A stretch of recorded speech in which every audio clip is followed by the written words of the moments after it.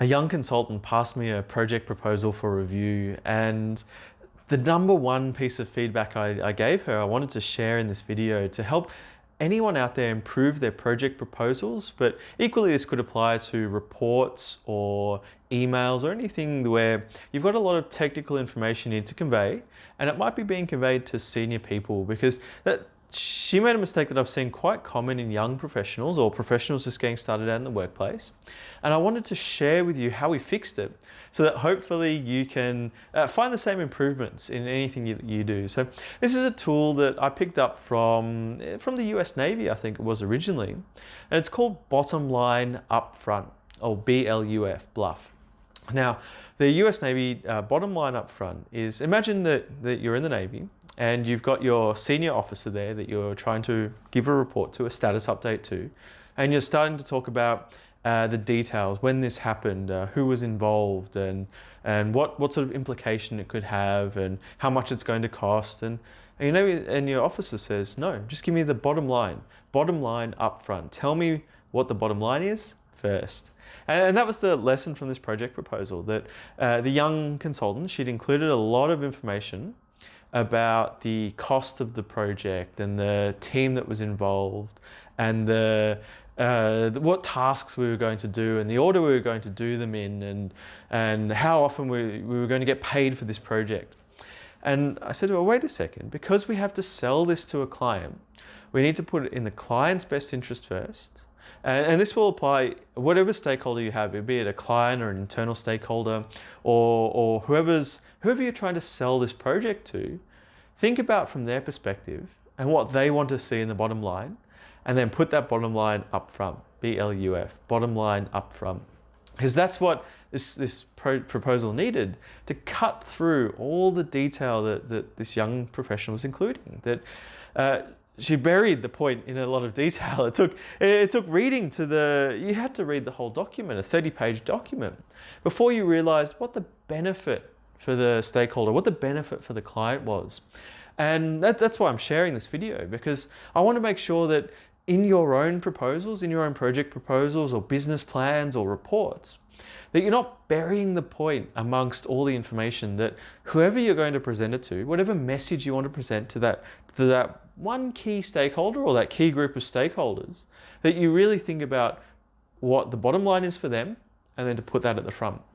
So bottom line up front means thinking about, what message you want to convey. Because as the person, whenever you're responsible for a document, whether it be a business plan, a project plan, a report, a project proposal in this case, there's some sort of message you're trying to bring across. Buy our service, or invest in our project, or this is going to help our organization, or this is going to help your organization. And that's the message to put up front. To put first what the bottom line is. Put it in the terms of whoever's going to be thinking about or reviewing your plan, whatever organization they represent, it would be it another team or another company, to think about what they want to hear, what they're going to want to get out, what the benefit is for them. And then that's the bottom line, and then put it up the front. So you might see some reports have an executive summary section, and this kind of fits even within the executive summary, that the purpose, the why you're conducting this should be up front, bottom line up front. And I've sort of learnt this lesson from, if you've ever seen Simon Sinek as well. He likes to start with the why. And rather than start with why, in our case, we're a little more pragmatic than Simon here. We're going to say, start with the bottom line. So think about from your customer client's perspective, what they want to hear, bottom line up front. And this, whenever you're the one responsible for preparing the report or proposal, whatever it is, the plan, that you think about the message you're trying to convey, that there's going to be a clear message somewhere. It's not going to be, we're going to get paid this often, and we're going to put together some fees, and we're going to do a bunch of tasks. No, there's going to be a purpose to whatever you're doing. We're going to make this system more efficient. We're going to save the company lots of money. We're going to expand into a new market. These are the reasons we're doing it, not the activities that we're going to do. Let's not get lost in the details. Focus on the purpose of what we're doing. And then that becomes your message. That's the message you're going to bring through in the whole proposal. And that's going to go right at the front. We're going to say, this is the purpose. This is why we're conducting this activity. And Sometimes in a corporate world, you have to phrase that a bit, say politically correct. You don't want to tread on anyone's toes. You want to be open about why you're doing it, but you don't, at the same time, you don't want to offend anyone. So you could be saying something like, our purpose is, to move into a new market, or to keep, well, for example, your underlying purpose might be to keep the boss happy, but that's going to happen by expanding into a new market. So I think the key point I'm trying to get across here is that whenever you have a lot of detail included in a document, a report, an email proposal, take out the key message and put that at the front, because you're giving other people the option to read through the document to the extent that they want to. So if you have your key message at the top and someone reading it is intrigued by your key message, you're giving them the option to be intrigued. Because you've given them that option, they feel they have control. They feel they have control of the situation, and then they're going to continue reading if they want to. They might read that first sentence, get your message straight away, and sign on, agree to everything. You've got whatever you want.